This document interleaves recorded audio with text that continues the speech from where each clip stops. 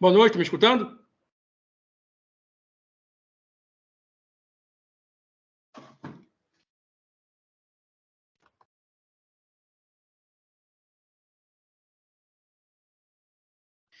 Bom, boa noite a todos. Estamos hoje nesse evento em que iremos discutir a administração e o Brinks, parte dos eventos da Semana do Administrador, do nosso mês, né, da profissão nossa, em que iremos discorrer sobre essa temática.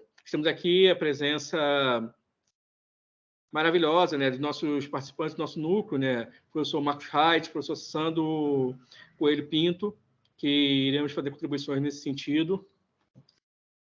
E peço qualquer desculpa em relação ao som, né, que eu estou fora do meu ambiente normal da minha residência, estou na residência da minha mãe, porque estou dando suporte para ela aqui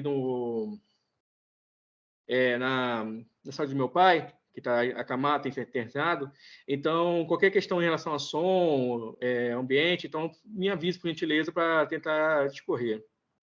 Então, pessoal, primeiro, agradecer, né, estamos com 24 participantes, chegando cada vez mais, para esse momento em que iremos debater sobre a gestão e os Brinks. Então, vou fazer uma breve introdução, antes de a gente começar a falar sobre os países que estão no nosso polo de estudos, que o Brinks ele é um anacrônico feito por um economista da Goldman Sachs, que é a consultoria de finanças dos anos 90, que falava de países emergentes que iam crescer. Ou seja, a gente tem o conceito de países desenvolvidos, países em desenvolvimento, né, que são os países periféricos, países desenvolvidos são países que fizeram função do chão mais cedo, tiveram avanços sociais, econômicos, históricos mais cedos, né? Como, por exemplo, uma parte do hemisfério norte, né? Japão, Austrália, Nova Zelândia, grande parte da Europa Ocidental, Estados Unidos, Canadá, que tiveram justamente, por questões de processo histórico, cultural, econômico, avanço mais cedo, então se chamaram para desenvolvidos. Inclusive, de forma de poder, forma de opressão, forma de manter essa estrutura. Os países, durante um bom tempo aqui, eu que tenho minha barba branca, o professor Sandro, o professor Marcos aqui, que vivemos um período da Guerra Fria, que havia os chamados 3 mundos. Primeiro mundo, seria os países capitalistas desenvolvidos. Segundo mundo, seria os países socialistas. E aí, socialistas pobres e países periféricos. E países também... o terceiro mundo seria para capitalistas, e grande parte socialistas e socialistas capitalistas pobres. Com a queda da União Soviética nos anos 90, passou a ter apenas 2 blocos, né? Os países capitalistas avançados, já que não havia mais uma economia socialista poderosa para poder afrontar nos anos 90, e países em desenvolvimento. A partir de 90, verificou que alguns países desses estavam com taxa de crescimento, havia potencial de avanços econômicos muito grandes. Então, ele fez inicialmente um anacrônico, que seria, não Brinks, seria ia ser MRI, se o Brasil não entrar, seria o México, mas ele viu que o Brasil tinha mais potenciais, porque o México, nos anos 90, fez a questão do tratado do NAFTA, né? Houve um crescimento industrial nele, que chama de empresas maquiadoras, ou seja, desenvolvimento de indústrias dos Estados Unidos que produziam no México pelo acordo comercial, mas se percebeu que esses 4 países, né, principalmente Brasil, Rússia, China e Índia, tinham grandes potenciais de digitar a economia no século XXI. E que foi realmente percebemos que estão se tornando cada vez mais o grande luminar desse século, né? Inclusive com chance até. Então, cada vez mais, a partir da década de 2000 em diante, começou a haver formas de coalizões desses países, formas de tratativas para unir em políticas econômicas comuns, administrativas, formações de blocos, para poder, justamente, nesse cenário nacional, ter espaços. Então, nesse sentido, a gente vai começar a discutir esse tema que já estamos discutindo desde 2015, no nosso núcleo de estudos das administrações, estudar a administração desses países. O professor Marcos Reis, o professor Sandro, que no NEC foi coordenação também, eles avaliaram, a gente estudou esse período que não começamos a avaliar, estudar, analisar que havia gestões fora dos conceitos norte-americanos e europeus, ou seja, começar a estudar visões de gestões que não estão no polo principal de difusão, ou seja, a gente costuma ver mais do modelo norte-americano e europeu de gestão. Raramente a gente vê outros autores. Muito mal a gente vê as visões japonesas, especialmente a partir dos anos 70, né? A gente já começa a ver que a gestão de qualidade associa o modelo de just-in-time, o modelo Toyota, os modelos de Kanban, mas outras gestões são pouco comentadas. Parece como se fosse um hegemônico, que realmente, com uma visão hegemônica de uma visão dominante de um país que é o maior, mais forte de todos os tempos, atualmente, Estados Unidos. Então, os seus modelos culturais, ideológicos, administrativos e políticos perpassam também. Então, sem contar que muitos desses modelos são exitosos. Então, não é que as empresas queiram também, mas existem processos que são locais, são internos, que devem ser analisados de forma bem detalhada, porque a gente aprende em administração que a gente não pode pegar um modelo que simplesmente está dando certo no exterior e aplicar de qualquer modelo. As realidades são diferentes, as realidades são distintas, a gente não pode chegar e copiar. A gente viu nos anos 90 a questão da reengenharia, em que muitas vezes esse modelo de redução de abrupta na gestão, de julgamento, não foi muito bem aplicado. Isso também são tanto pública quanto privada, em que alguns modelos também pegados por consultorias, por gestões estrangeiras, não deu certo. Então, a gente cria nossa realidade, a gente produz conhecimento. Os países emergentes, que cada vez mais estão dominando o polo, realmente, e nas últimas cúpulas recentes, isso está indo muito além de algumas ideologias, que está vendo que o BRICS ele está deixando de ser 5, ele está se tornando um BRICS Plus, está incluindo a Argentina, está incluindo o Egito, está incluindo a Etiópia, está incluindo a Arábia Saudita e o Irã. Ou seja, está estendendo países que até então estavam basicamente em relações muito abaixo, muito diferentes em relação aos países mais desenvolvidos. E justamente é uma busca de um espaço nutricional. Isso tem além da economia. Por exemplo, a gente fala da Venezuela, que é um país que tem graves problemas econômicos e problemas sociais, mas é a maior reserva de petróleo do mundo. E a Arábia Saudita, que tem questões políticas que envolvem questionamentos de direitos humanos e é um dos principais produtores de petróleo do mundo. A Etiópia é um dos estados mais antigos do mundo e é um dos principais países na extração, na destaque na África. E o Egito também, e tem uma economia que o Brasil é um dos principais parceiros no mundo árabe na venda de produtos agrícolas e produtos pecuários. E são países que têm uma história antiguíssima. Ou seja, a gente apenas, às vezes, foca numa gestão, que a gente pega nossos livros de administração em um modelo hegemônico e esquece que países que estão com soluções, contando forma de gerenciar modelos culturais, organizacionais, que são diferentes e têm êxito e mantendo empresas que estão aí, às vezes, há décadas.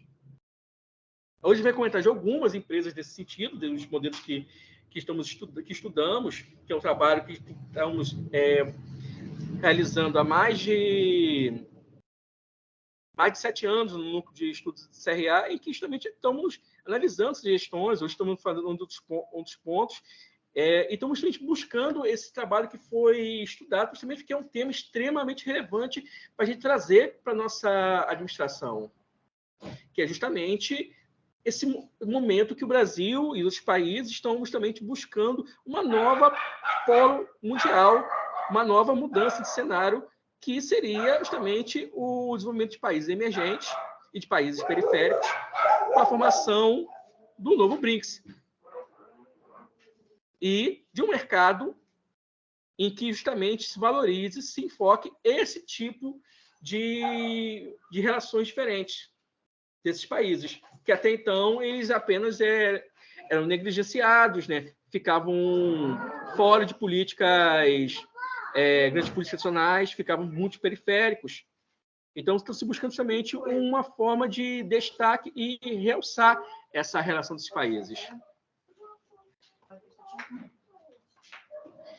Então, nesse sentido, iremos falar hoje focando nesses 5 primeiros países que foram os fundadores do BRICS, né? Que é o Brasil, Rússia, Índia, China e África do Sul. Esse S, né, que é do South Africa, né? Que é justamente África do Sul, que é o acrônico em inglês. E atualmente estamos falando BRICS+, né? Ou seja, ainda não iremos debater, ainda não vou estender sobre os outros países que ainda falta fonte de estudo, falta algumas análises sobre justamente os estudos desses outros modelos, mas que brevemente, né, a gente irá fazer. O professor Santo tem melhor que a minha, né? Então a gente já estudamos dezenas de países, né? Tanto o continente europeu, continente africano, continente asiático. Por exemplo, no núcleo, a gente tinha pouco tempo atrás o professor Augusto Cardoso, que era nativo, né, nascido na Guiné-Bissau, em que justamente ele trouxe sobre gestões da Guiné-Bissau, um país pequeno da África Ocidental. E como o professor também Robson, que também passou nosso núcleo, ele trouxe também visões de Angola, que é o principal parceiro comercial brasileiro na África. Então, ou seja, a gente já tem um trabalho, né? A gente pode até mostrar para os colegas aqui, os administradores, estudantes, sobre justamente a gestão de outros países que estudamos em outros anos. Então, iniciando o nosso momento, né, de estudo, eu vou passar para o professor Sandro, em que irá justamente falar sobre dos BRICS, né, no caso, como na divisão nossa, e ele vai falar sobre a África do Sul e a Índia. Então, professor, posso passar? Beleza, professor. Muito obrigado aí. Eu saúdo a todos, uma alegria revê-los, né? Professor William, professor Marcos, professor Robson, que você citou, apareceu aí há pouco. Eu não consigo, tentei ver se ele está online, mas não consegui ter certeza. É uma alegria. Outras pessoas que conheço aí, estou vendo Luan aí na tela, Luan Alves, um abraço, Luan. Lembro muito de você. Luan Gonçalves já apareceu aí também. Outro abraço. A Lu, que já me falou também que ia conectar, a Diné, que já cumprimentou aí, e outros tantos que com certeza devem estar aí conectados. Tá? Gente, o desafio hoje é falar um pouquinho sobre os 4 países aí, os 5 países do BRICS, né? O professor Williams muito bem já fez a introdução aí, falando da questão do Goldman Sachs. Isso é até uma questão interessante, porque às vezes as pessoas acham que isso é um conjunto de países que foi feito aleatoriamente. Não, foi feito por um banco privado, um banco que indica risco, trabalha com a indicação de risco para investimento nos países, e ele fez isso e os países se aproveitaram desse indicativo, reconheceram essa condição comum e aí efetivamente se juntaram e hoje eles negociam aí de forma conjunta em alguns aspectos, tá? Então eu vou buscar aqui. Paulo, boa noite. Ontem eu estava aqui também, Paulo me ajudou bastante para poder fazer essa noite, conexão aqui. Deixa eu... Essa exibição. Tela ou janela. Aí eu vou para janela. Mas não está aparecendo aqui. Espera aí que eu vou acertar esse negócio. Quer que eu faça, professor? Eu prefiro fazer, porque aqui certo. A coisa funciona melhor. Se eu tentar, se eu não conseguir, aí eu peço ajuda. Ontem mesmo eu não consegui, não. Terminou que Paulo foi quem fez para mim. Deixa eu tentar só mais uma vez aqui. Eu não sei se... não está aparecendo. O PowerPoint está aberto aqui. Professor, Oi. fecha o PowerPoint, por favor. Fechar? Aí depois o senhor abre ele de novo e depois clica em compartilhar, porque às vezes ele já estando aberto, de vez em quando ele não consegue enxergar quando o senhor for clicar na janela. Entendi. Aí o senhor já coloca ele em modo de apresentação e depois clica em compartilhar para ver. Tá. Vamos lá. PowerPoint aberto. Modo de apresentação.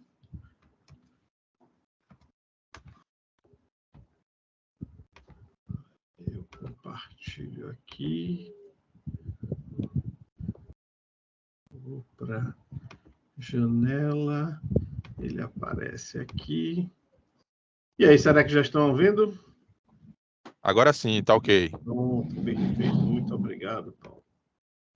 Bom, então vamos começar falando aí da Índia, né? Como o professor William colocou, a minha tarefa é falar sobre Índia e África do Sul.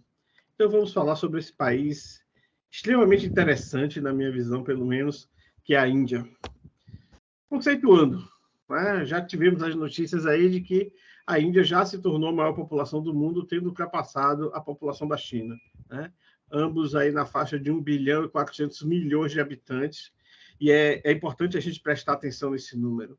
No Brasil, que às vezes parece que tem muita gente, nós somos 200 e poucos milhões. Significa que para cada pessoa vivendo no Brasil, existem 7 vivendo na Índia, existem 7 vivendo na China.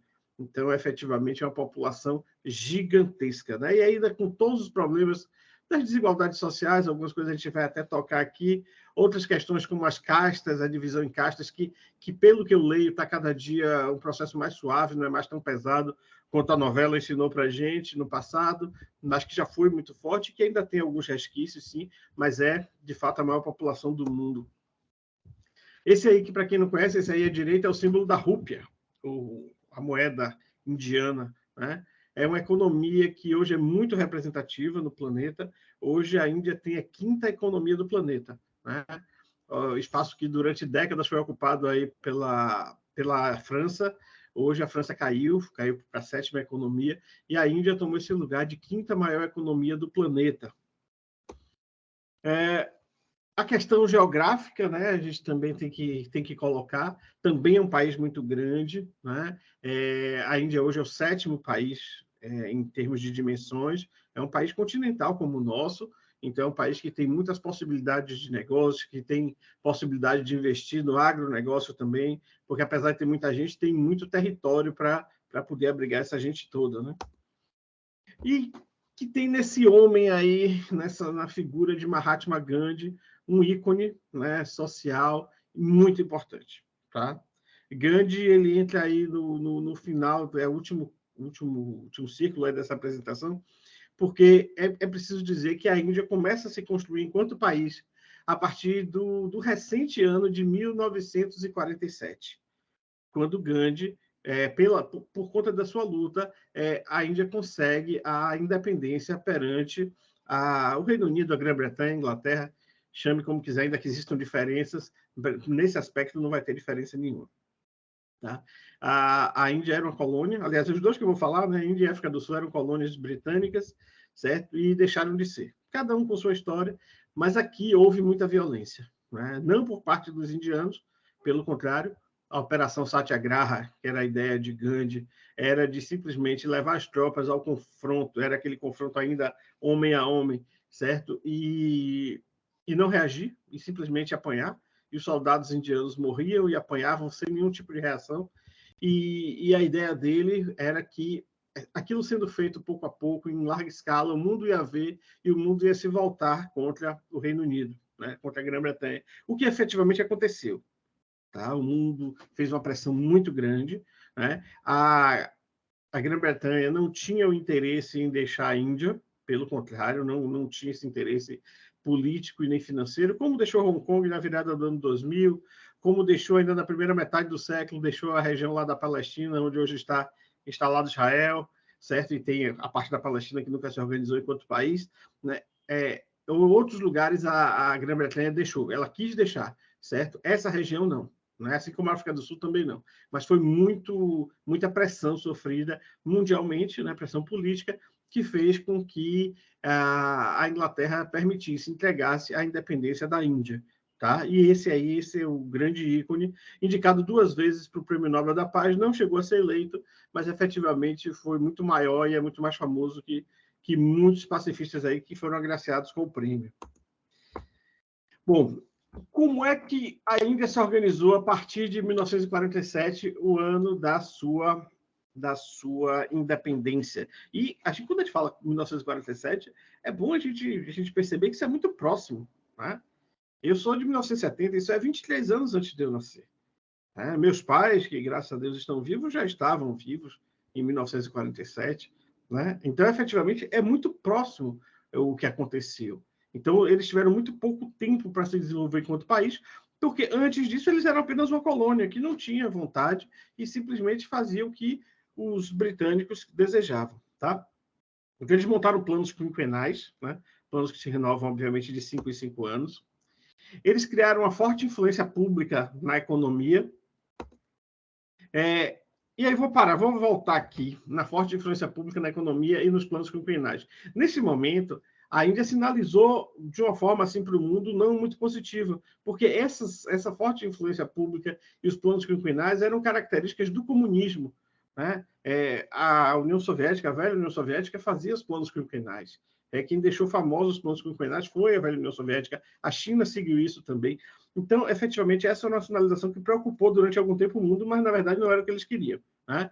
Eles deram segurança jurídica, criaram a segurança jurídica para quê? Para fazer captação de investimento internacional, o que foi de muita importância para que o país conseguisse crescer comercial e financeiramente.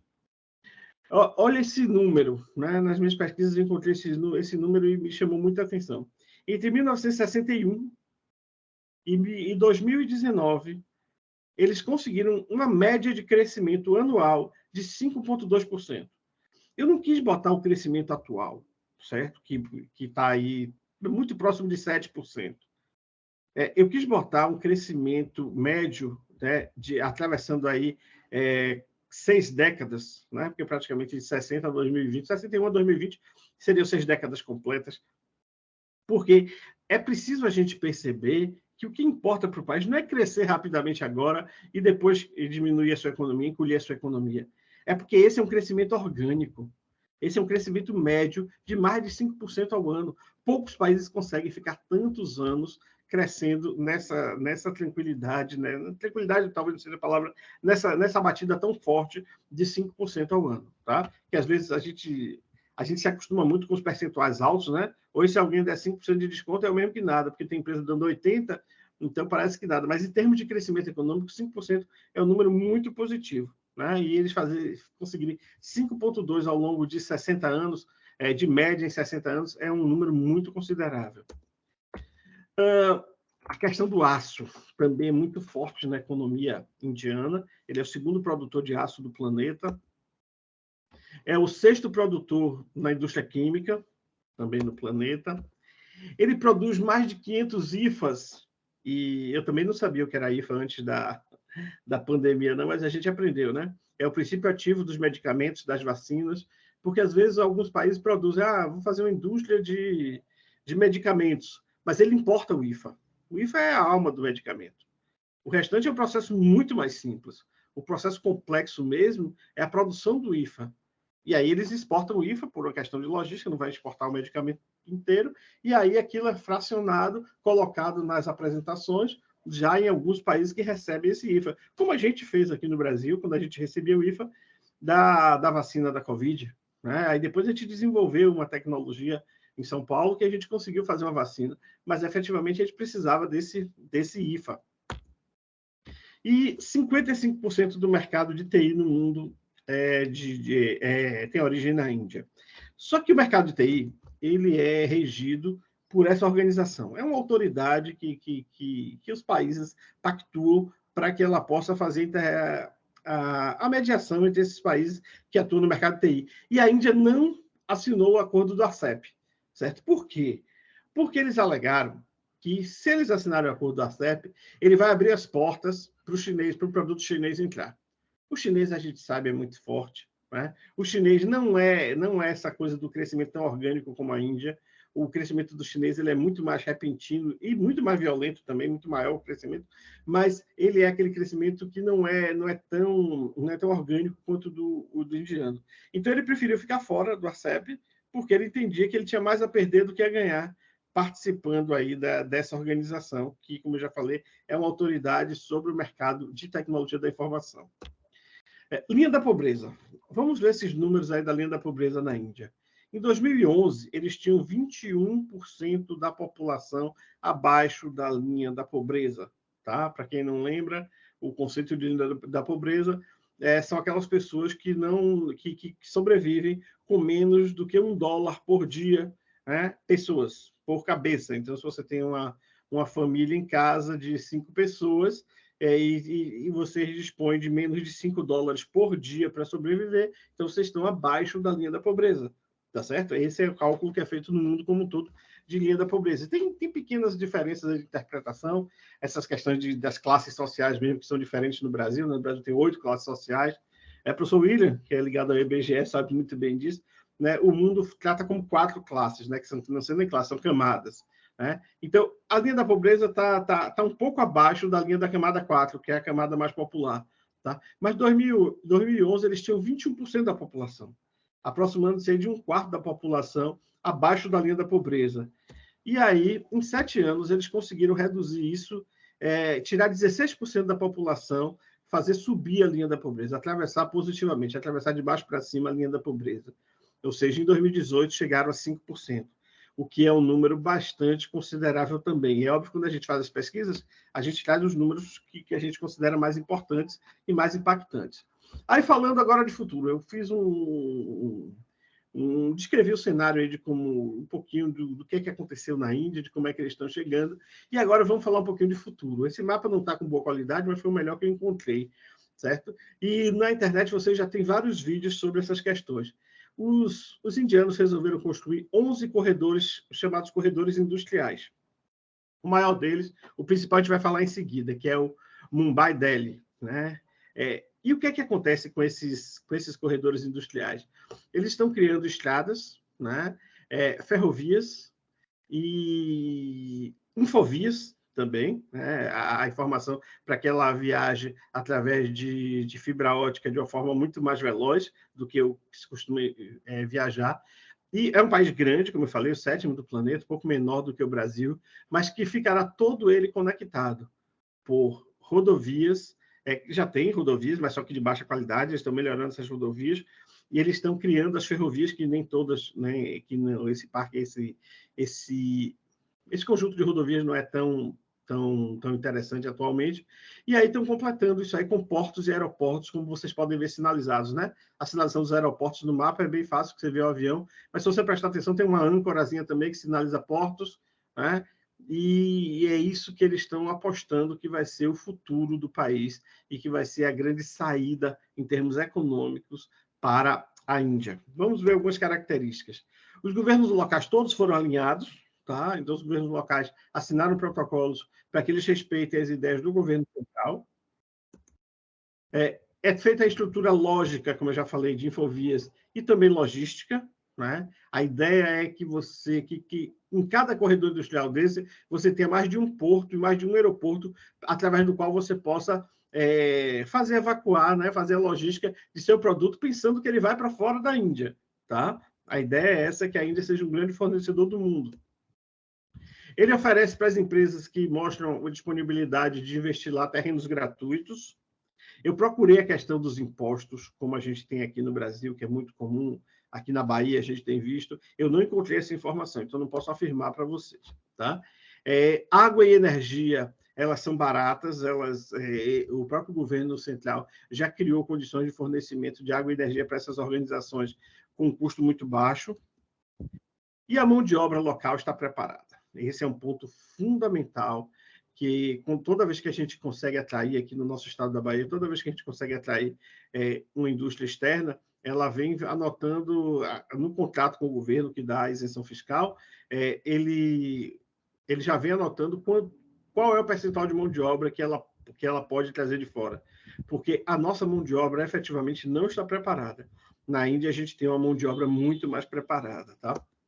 O corredor Delhi-Mumbai, que eu já citei, que eu fiz o recorte do mapa, é o corredor que está a noroeste ali do mapa do país, todo o noroeste do país, né? Ele envolve 1.504 quilômetros, atravessando 6 estados. Tem portos, aeroportos e ferrovias, como você pode ver no mapa. Eles têm centros industriais, conta, né, com centros industriais e logísticos. Conta com a Dholera Special Investment Region, que está aí perto do mapinha do aeroporto no meio, certo? Do sinalzinho do avião que sinaliza o aeroporto, está perto daquele. Eu fui estudar onde era essa região. É uma cidade especial para investimentos, né? Ele chama de região, mas é especificamente a cidade. O nome Dholera é só uma coincidência, já era o nome da região, fui pesquisar isso também. Será uma forma de atrair dólares, né? Que eles deram esse nome como uma forma de atrair dólares, mas não, já era o nome da região mesmo. E eles estão construindo uma cidade inteligente que efetivamente eles pretendem que seja a sede comercial de todo esse corredor e que vai gerar, segundo as estimativas deles, 25 milhões de empregos. Tá? 25 milhões é muito? É muito. Mas num país que tem 1 bilhão e 400 milhões de pessoas, 25 milhões não é nem tanto emprego assim, né? Eles precisam muito mais do que isso, mas a ideia é que só esse corredor, que é o mais pesado de todos, é o que recebe mais investimento, é o mais aprimorado de todos, e que eles entendem que será o principal corredor dos 11, os outros 10 serão alternativos, certo? Só nesse corredor ele pretende gerar 25 milhões de empregos. Bom, eu trago essas 4 marcas aqui, Google, Adobe, Microsoft, IBM, que todo mundo conhece, e elas são as Big Techs, né? Fazem parte aí desse grupo das Big Techs, existem outras. A Apple teria que estar aí, né? Mas você sabe o que elas têm em comum, além de fazer parte desse grupo das Big Techs? Todas elas têm CEOs indianos. Os principais nomes dessas empresas são de origem indiana. Aí você tem alguns, é possível que você já tenha ouvido falar em algum aí, o Pichai da Google, o Narayan da Adobe, o Nadella, que sempre aparece, esse é um nome que a gente, de vez em quando, está vendo. Quem lê sobre administração está sempre ouvindo falar. E o Krishna, da IBM. Né? Então, para a gente questionar, não é só um problema interno. A Índia também está exportando mão de obra de alta qualidade. É óbvio que o que fica lá também tem alguma faixa de qualidade interessante, tá certo? E se você tiver mais exemplos, a gente tem aí mais exemplos, né? O Agraval aí, que assumiu a Twitter não tem muito tempo, a Nair, da Chanel, a Ulau, da Arista. A Arista é uma das principais empresas globais de armazenamento em nuvem, né? O Lakshmi Mittal, da ArcelorMittal, isso aí pelo nome ele deve ser o próprio dono da empresa, né? Outros exemplos aqui, a Nooi é a CEO da PepsiCo, o Subramanian é da FedEx, o Narasimhan é da Starbucks, a cafeteira que mais cresce no mundo, e o Ajay Banga é hoje o CEO o presidente, aliás, do Banco Mundial, e já foi o CEO da Mastercard, né? Então, a gente vê aí que não é um ou outro, não é por acaso. Isso são só indianos que estão em empresas espalhadas pelo mundo, no topo da cadeia, né? No topo lá da hierarquia dessas organizações. Mas espalhados em funções próximos a eles, tem outros tantos. E percebam que não são só homens, né? Nesse exemplo que eu trouxe aqui, eu encontrei 3 mulheres, tá? De 12 nomes que eu trago, 3 são de mulheres. Então, vocês vejam também a representação das mulheres aí no meio desses indianos de top, né, nível top, que estão sendo exportados. Se você quiser saber como comparativo quantos brasileiros tem nesse ponto aí, a gente não tem mais. O único que tinha foi preso, né? Foi preso lá no Japão, que era nascido no Brasil, criado no Líbano e educado nos Estados Unidos, mas infelizmente aprontou aí e desapareceu. O Carlos Ghosn era o único que tinha nesse nível aí de CEO de grande empresa internacional. E aí você pode perguntar, por que, Sandro? Como é que eles conseguem isso? Os diferenciais competitivos dos indianos. Primeiro, capacidade de resolução de problemas. Quando os indianos começaram a se destacar na indústria da informática como programadores, os brasileiros se destacavam também. Por quê? Porque nós também somos capazes de resolver problemas. Brasileiros, indianos e outros tantos povos são capazes de resolver problemas. Os povos de países mais desenvolvidos, japoneses, os povos da América do Norte, Estados Unidos e Canadá, da Europa Ocidental, eles têm muito pouco hábito de resolver problemas. A sociedade prepara muita coisa, facilita muito a vida deles. E aí, quando chega na hora dos problemas das organizações, eles não estão preparados a resolver problemas. Essa é a vantagem que nós temos também, né? Capacidade de adaptação. Né? A capacidade de adaptação deles é muito rápida. Eles vivem num lugar extremamente multicultural, um lugar que tem algumas poucas línguas oficiais, né? Entre elas o hindi e o inglês, que são as mais importantes, mas mais de 300 dialetos espalhados pelo país. Então, a adaptação é uma característica do povo indiano. Então, eles levam isso como vantagem. A inclinação nacional às exatas, esse aí eles dão banho na gente, né? Enquanto nós aqui estamos fugindo dos cálculos, né? Como professor de administração eu vejo muito isso, eles têm uma inclinação nacional para buscar as ciências exatas, eles gostam muito disso, né? Dos cálculos. O conhecimento em TI, né? Isso aí também é uma vantagem muito grande. Eles estão acostumados com esse processo, eles têm muito mais acesso do que nós. Vamos lembrar que 55% da indústria de TI do mundo está na Índia. E aceita a remuneração menor, né? Eu encontrei esse registro, eu não sei se isso é efetivamente uma vantagem, mas as empresas entendem que eles aceitam começar ganhando menos nos cargos menores. Claro, quando eles vão crescendo, eles vão ganhar aquilo que corresponde aos cargos. Mas para começar em cargos menores, eles aceitam remunerações menores do que um americano, do que um europeu do Ocidente. Então, isso faz com que o empregado indiano seja atrativo. E aí, uma vez dentro da organização, ele tem a capacidade de mostrar o que é que ele pode fazer, e aí ele vai conquistar os melhores cargos e as melhores remunerações também, né? E a língua inglesa, que eu já tinha citado, que também é uma vantagem, como eles foram colonizados pela Grã-Bretanha, então é a língua do colonizador, como a nossa portuguesa, só que eles mantiveram lá o hindi, né? A gente não manteve nenhuma língua indígena que existia aqui, eles mantiveram o hindi, então o hindi divide aí com a inglesa esse papel de língua oficial. Não sei se tem mais alguma oficial, mas as mais faladas são efetivamente, as duas são oficiais com certeza, e são as duas mais faladas, a língua inglesa e o hindi, que é a língua local deles, tá? E por fim, acho que alguns de vocês com certeza viram isso aí, né? A Índia recebeu a reunião do G20 na semana retrasada, e aí assinou o convite não como Índia, e sim como Bharat, né? O Bharat, não sei como seria a pronúncia exata, o contato com esse termo é muito novo. Tá? Eu fui pesquisar o que é isso, é exatamente a mesma coisa, só que na língua deles, em hindi, né? Eu já li que é em sânscrito antigo, mas o sânscrito antigo levou para o hindi, e no hindi eles chamam o próprio país de Bharat. Então é como quisessem chamá-los de Índia, como se quisesse chamar a gente de Brasil com Z, né? Que é o nome de estrangeiro. E eles não querem isso, eles querem ser chamados pelo nome próprio. Acho que isso aí vai ser um processo muito natural deles conseguirem mudar o nome para Bharat, né, que é o nome original deles. E viemos até aqui, né? Deixo aí meu endereço das redes sociais, sempre fazendo convite para que sigam, a gente segue de volta, e aí a gente pode trocar umas figurinhas, a gente pode conversar mais sobre os diversos aspectos da Índia e de outros aspectos da gestão, tá certo? Encerro minha apresentação aqui, deixa eu fechar aqui e perguntar ao professor William. Professor, acho que eu já fechei aqui. Professor, dou sequência e faço África do Sul? Ou volto? Sim, só fazer algumas pontuações sobre a Índia, que, pois não, como o professor colocou, que é um país que foca nas exatas, né? Um país que, até muito tempo atrás, é que mais formava engenheiros no mundo, né? Teve o carro mais barato do mundo, né? O Tata, né? Que foi uma revolução que tinha até o planejamento de vendê-lo pelos Correios, né? Ou seja, só que infelizmente pela questão da logística, né, na estrada não seria possível. Mas você imagina, você montar seu carro em casa, que foi um projeto que a Tata Motors fez, né? Que é a referência de carros na Índia e as maiores empresas do mundo, né? Então estou falando que talvez a Índia seja a China do século XXI, né? A China vai ser o principal economia e a Índia será o crescimento que foi feito na China nas últimas décadas do século XX e início do século XXI. Então, realmente, como o professor colocou aí, é um país fantástico, é um país que sofreu muita colonização, então, ou seja, é um processo que é muito longo de superação.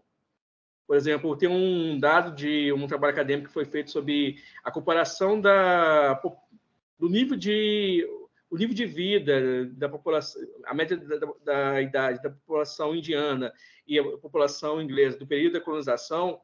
A partir do momento que começou, houve uma queda tão grande que esse estudo colocou entre 50 milhões a 100 milhões de óbitos em 40 anos, entre fome, entre degradação do trabalho, e esse país ainda tem um desenvolvimento extremamente grande para poder superar. Está crescendo muito, mas tem desigualdades que como o Brasil também tem, como a China também tem, como outros países têm, para poder superar, né?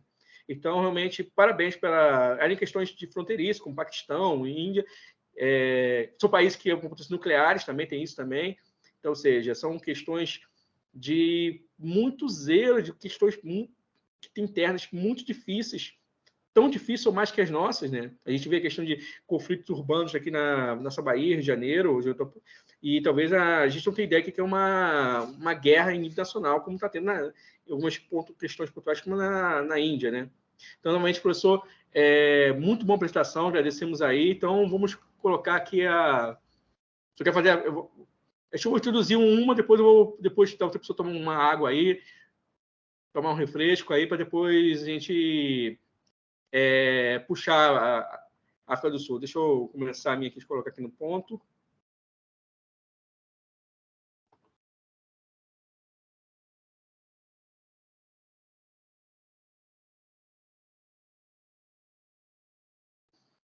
Poupar um pouco sua voz aí, que eu sou, como um grande mestre que eu sou,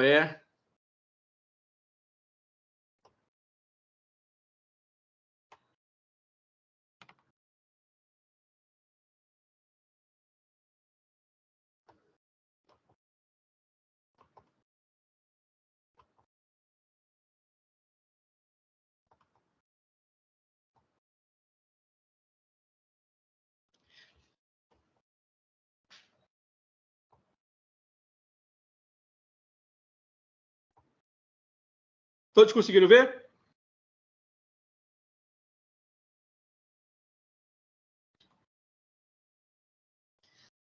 Bom, infelizmente tem tantas habilidades técnicas, professor Sandro, mas vamos comentar sobre a indústria de brinks e falar sobre a China, né? Que é o grande ponto, né, de discussão, de debate sobre a economia, a política do século XXI. Um pouco sobre geografia. Estamos falando do terceiro maior país do mundo, que um país que tem desertos, florestas, regiões oceânicas, né, o Pacífico, né, e o próprio Mar da China, né. É um país que até esse ano era o país mais populoso do mundo, foi superado pouco pela Índia. Tem problemas demográficos que não se superar, porque até 2015, durante 30 anos, quase 40, havia uma política de filho único. Ou seja, os chineses eram uma geração sem irmãos, só podia ter um único filho. Então, isso gerou um decréscimo populacional, porque faltava mulheres. Então, houve muita migração de mulheres chinesas étnicas que tinha na Malásia, Indonésia, Vietnã, para a Índia, porque justamente para tentar superar esse déficit. E o governo chinês, desde 2015, teve que afrouxar essa política de filho único, que antes era só nas regiões rurais, para todo o país, porque porque estava tendo um envelhecimento da população também. Então, ou seja, havia preocupação também de poder manter esse crescimento e justamente faltar, e podia, mesmo tendo 1 bilhão de pessoas, para algumas áreas, para a economia de expansão, ia faltar também população. Então, temos um país desse tamanho, com essa estrutura gigantesca, terceiro maior país do mundo, com uma população que é o segundo maior população do mundo, e então com todos os problemas que tem de economia, né, de infraestrutura, para poder justamente alocar, principalmente os centros industriais mais dinâmicos, né, como Xangai, Shenzhen, Pequim e outros, que são onde os polos econômicos são mais fortes. Então, temos essas questões para ser resolvidas. O idioma chinês, o de oficial é o mandarim, mas tem idiomas locais, como o cantonês, que também é muito falado. A gente fala que, etnicamente, a China ela tem a etnia Han, que é a principal, não tem a principal população. Mas tem pequenas etnias também, como o cantonês, os uigures, que é uma minoria muçulmana que vive no norte, os tibetanos. Então, quando se fala em minoria, assim, digamos assim, 100 milhões de pessoas, que às vezes vai ter a população brasileira. A economia. A economia chinesa ela é muito dinâmica, ela tem todas as áreas, tanto industrial, a agrária, a pecuária e a mineral. Ela se destaca por ela justamente uma economia industrial, justamente por ser o centro de tecnologias como...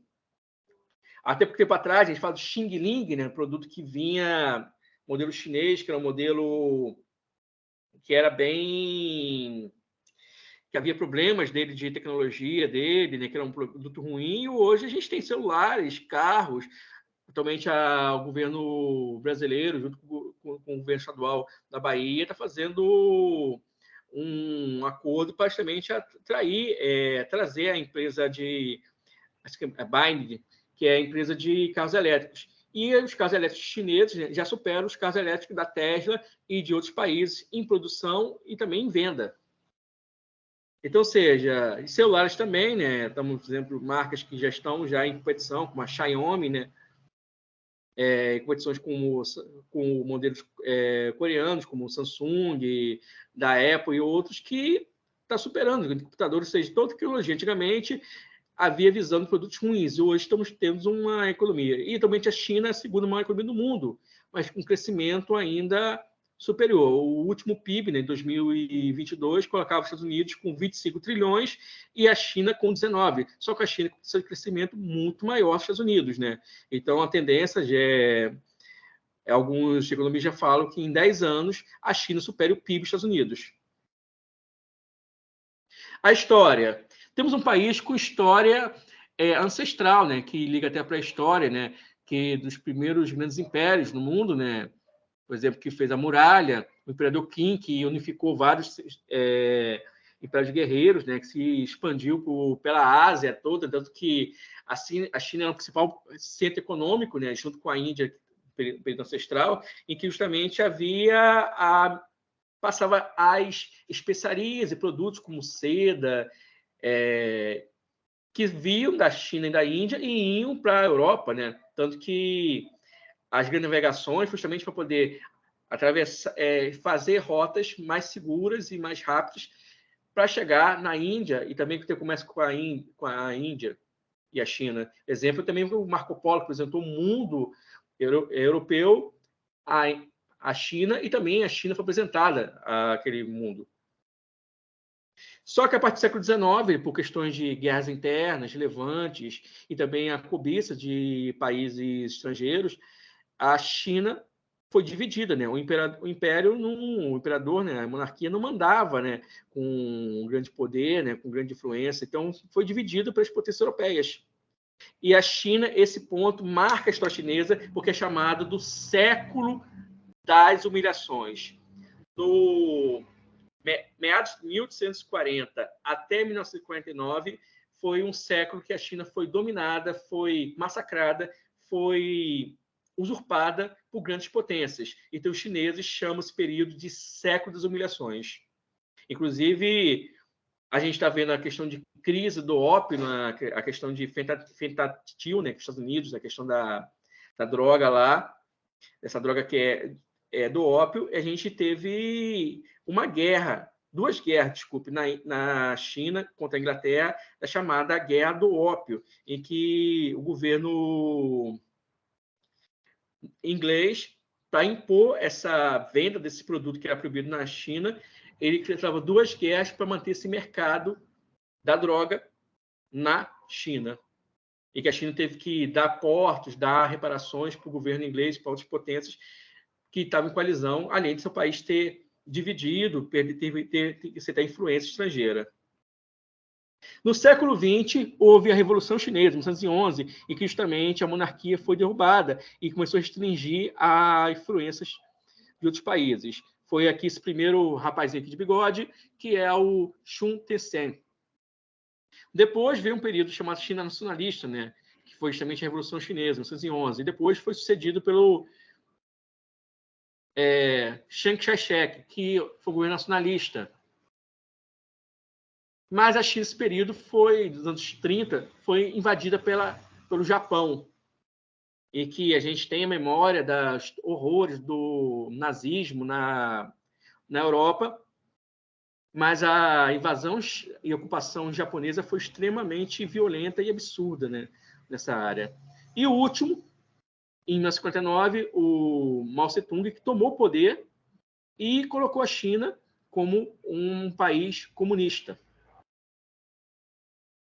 que com o modelo econômico socialista, modelo de economia centralizada, de crescer rápido, e houve justamente um país que era o país mais desenvolvido, menos desenvolvido do período, houve grandes déficits para tentar corrigir essas evoluções, como tirar a gente do trabalho rural para o trabalho industrial, migrações, você criar centros econômicos no interior. Então, houve grandes problemas de direitos humanos, de perda de vida, para montar esse projeto de desenvolvimento rápido que eles queriam. Inclusive, a China produziu uma arma atômica nesse período também, né? Ou seja, queria ficar totalmente dependente. E a China, mesmo socialista, ela era rival da União Soviética. E o grande artista da China moderna é Deng Xiaoping, que foi o homem do ano da revista Times em 2016. Ele viu que o modelo socialista centralizada não era possível para desenvolver a China. Então, ele pensou num modelo que fosse economia de mercado controlada pela gestão política. Então, ele permitia concessões nos portos, com a mão de obra chinesa que seria muito barata, para poder desenvolver. O resultado disso foi justamente, de 79 até 2013, 2014, a China crescia em média 10% ao ano, tendo sócios chineses, empresários chineses, ou seja, uma flexibilidade mais socialista, que era um modelo que até então repudiava a propriedade privada, o tudo coletivo, e também a China houve justamente olhando os erros de outros países para poder fazer essa evolução. O resultado disso é que entre as 10 maiores empresas do mundo, entre as 20 maiores empresas do mundo, você tem aqui, por exemplo, no RegiaForbes 2015, 6 chinesas. E hoje, entre as 10, pelo menos, temos 4 chinesas na lista de 2022 da Forbes, especialmente bancos. Pegando aqui as estruturas chinesas para fim de gestão, vemos o que o sistema de poder, versão de incerteza, uma preocupação com o coletivismo, uma cultura muito masculina, uma visão de longo prazo, uma indulgência, ou seja, uma questão de misericórdia muito forte, e um sistema de poder. Gerd Hofstede, ele foi um psiquiatra sueco para memória, holandês, em que ele viu o tipo de questões culturais em vários países diferentes. Então, conseguem as chinesas para poder formação das suas gestões, das suas empresas. É aqui uma questão interessante. De um país mais pobre do mundo, hoje a China está indo para o IDH ainda médio moderado. E foi um país, como o professor Sandro comentou um pouco sobre a questão da Índia, foi um país que eliminou a pobreza extrema. Tem pobreza na China? Tem, mas pobreza extrema, pelo Banco Mundial, não existe mais na China. E é o país que, em 1959, era o país mais pobre do mundo, porque o resto da África e Ásia, né, eram países que eram colonizados, não tinham só a soberania, pertenciam a outros países, e nesse momento a gente vê que houve esse avanço do DH, ou seja, inclusive isso aponta em outras questões. Hoje o operário chinês, que até então falava questões sobre a mão de obra, se a mão de obra semi-escrava e tudo mais, hoje o operário chinês ele consegue, dentro da Ásia ali e outras regiões, pode mais dinâmicos, ter salários mais valorizados, mais elevados do que outras regiões. Então, algumas empresas industriais europeias e norte-americanas não estão indo mais para a China, estão indo para o Vietnã, Malásia, Indonésia, porque justamente, entre os fatores, quando a gente vai discutir a questão de custos diretos e indiretos, o salário do funcionário, do operário chinês, está mais elevado. Outro grande avanço foi a China, quando entrou em 2001 na OMC, né? A questão também de regulação, questão de direitos autorais, e aumentar também seu mercado.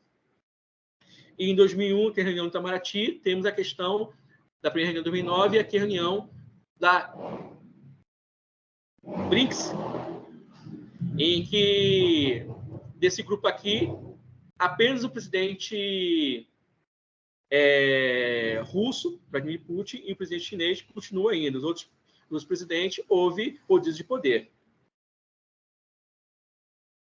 E aqui um projeto que a China está fazendo, a Rota da Seda, que é a nova Rota da Seda, que reúne 50 países com infraestrutura, com obras comerciais, industriais, para justamente criar um grande tapete para poder justamente expandir.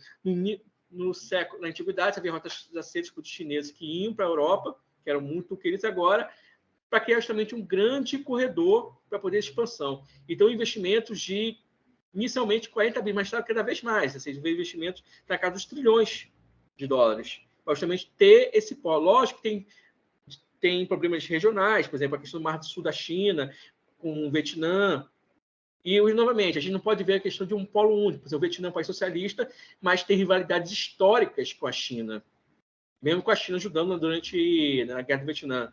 Durante o Vietnã, por exemplo, a China e o Vietnã tiveram uma guerra de alguns meses entre os países.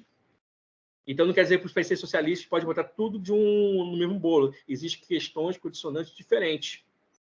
Então, esse grande projeto de unir a China através de uma rota comercial e fazendo obras, estruturas na África, em países da Ásia, e unir todos, e chegando na Europa. Hoje, o PIB chinês está em 19 trilhões. Uma coisa interessante que a gente tem que comentar sobre o PIB.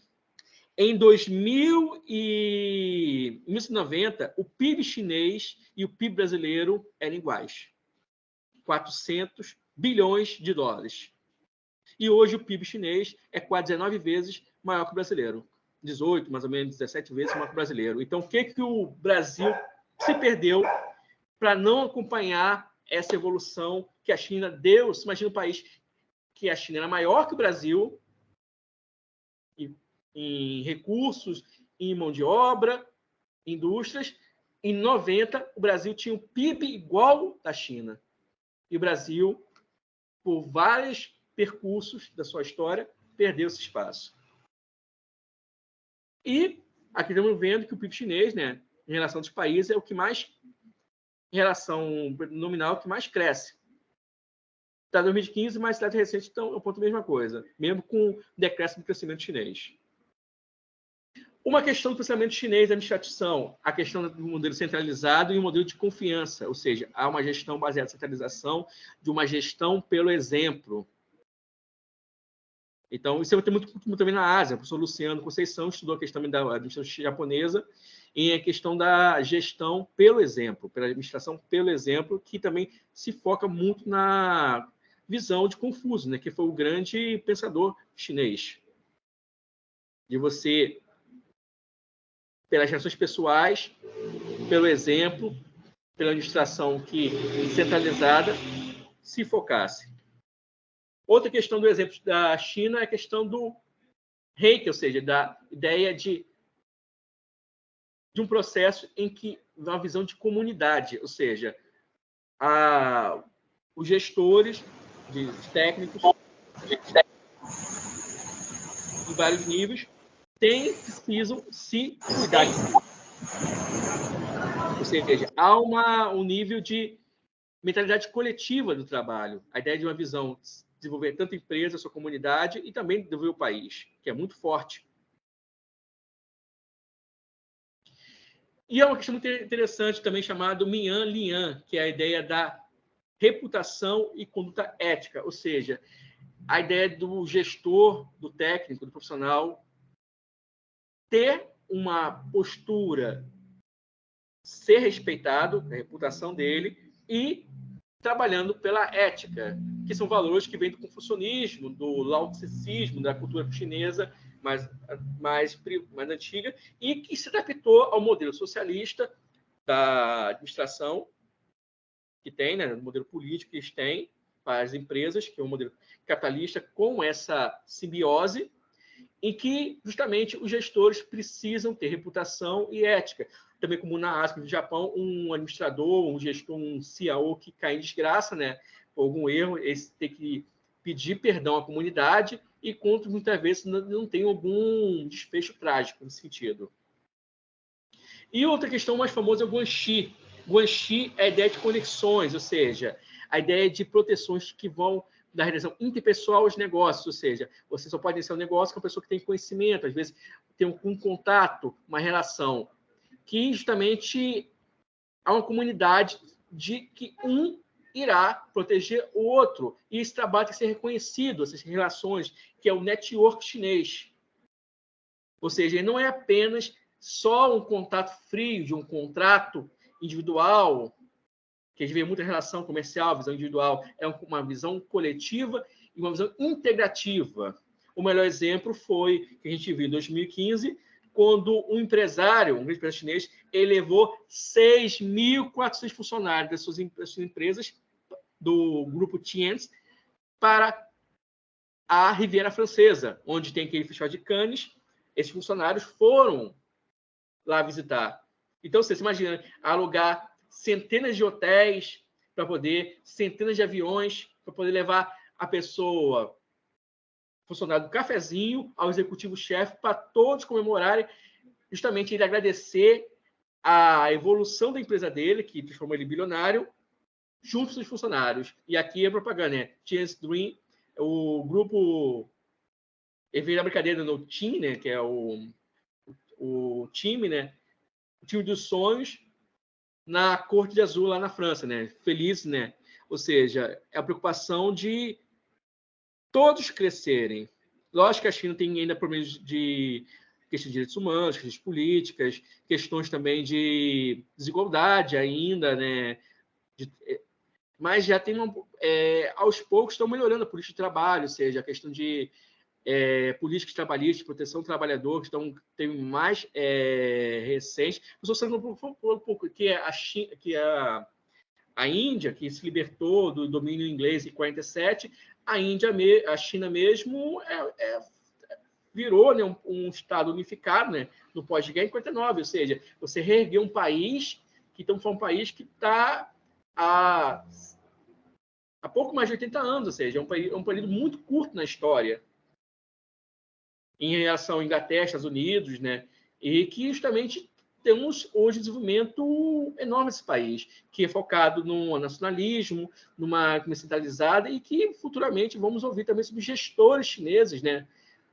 Em nossos livros, já que tem uma economia mais forte futuramente. E agradecer vocês, como diria em chinês, xixi.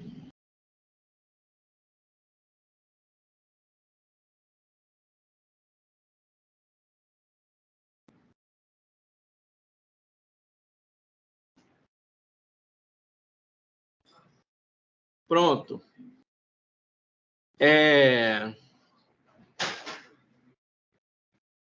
Obrigada.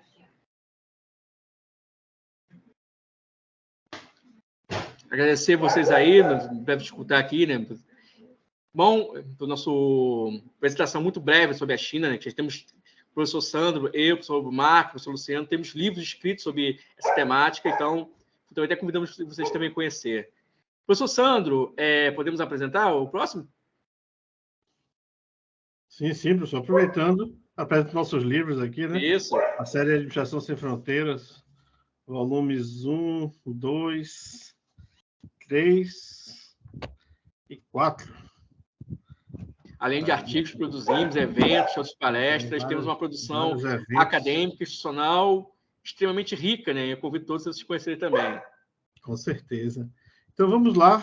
Só uma comparação que eu encontrei nos meus estudos sobre a Índia, comparando as duas populações na faixa de 1 bilhão e 400 milhões de habitantes, a população indiana é, em média, 10 anos mais nova que a chinesa, né? Não sei o que é que dá para abstrair dessa informação, mas é um fato, né, que encontrei nas minhas pesquisas. Não cheguei a usar isso como comparativo, porque a ideia não era comparar China com Índia, mas agora que você acabou de apresentar, eu me lembrei disso.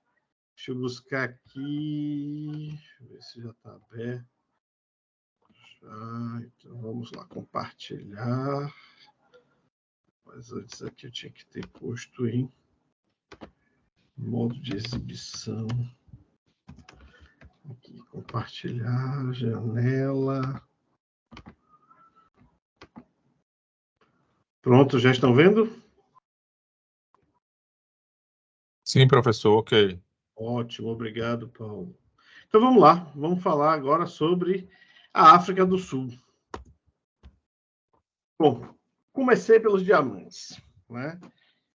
Efetivamente, desde que o motivo lá da chegada dos europeus na África do Sul não foram os diamantes, e sim o caminho para as Índias, né, como o Brasil, lembrando que a África do Sul é o ponto extremo do continente africano, ao sul, então é lá que está o Cabo da Boa Esperança, que eles precisavam ultrapassar para chegar, seguir o caminho até as Índias, né? Mas uma vez lá, descobriram a quantidade de diamantes que existia naquele país. Ainda existem, sim, claro, não na mesma proporção, depois de tantos anos de exploração. Eu não sei qual é o ano do descobrimento da África do Sul, mas é muito próximo do nosso. Só que aí veio a colonização britânica, né? Como eu já citei, as duas colonizações dos países que eu abordei, Índia e África do Sul, são britânicas. E aí, junto com a colonização britânica, veio o tal do apartheid, que todo mundo já ouviu falar, e que é efetivamente uma página assim, triste, muito triste da história desse país, né? Que significava segregação. Então, havia lugares em que negros não podiam acessar, porque era restrito apenas a brancos, né? Se um negro tivesse sentado no ônibus e um branco entrasse, o negro, por lei, tinha que levantar-se para poder dar lugar ao branco. E se isso não acontecesse, o negro ia preso, né? Bairros inteiros reservados só para brancos, né? O branco poderia ir no bairro negro, mas ele não tinha o que fazer lá, não se interessava, né? Então, assim, é uma página triste dessa história, a gente precisa contextualizar isso. Até que chega esse homem aí, né? Aí uma figura também muito conhecida, que é Nelson Mandela, né? Mais de 30 anos preso numa cela solitária, né? Por conta de perseguição política mesmo, mas ele consegue manter a cabeça e volta. E aí, quem por acaso ainda não viu, sempre recomendo o filme Invictus, né? Está sempre ali no ranking dos filmes que todo administrador tem que ver. Já vi mais de 20 vezes, recomendo, passa na TV aberta, e você acha, no YouTube acho que mais não, que agora não tem mais, mas em algumas plataformas com certeza você vai achar o Invictus aí como uma oportunidade. Morgan Freeman, que vive o papel de Mandela, tá? E assim, Mandela é o cara que depois de tantos anos na prisão, mais de 30, como eu falei, ele termina a pena e quando ele é solto, ele é eleito presidente do país, né? E aí ele vai construir, ele muda a bandeira. Essa bandeira que eu mostrei aqui no início não era essa que está aqui circular, né?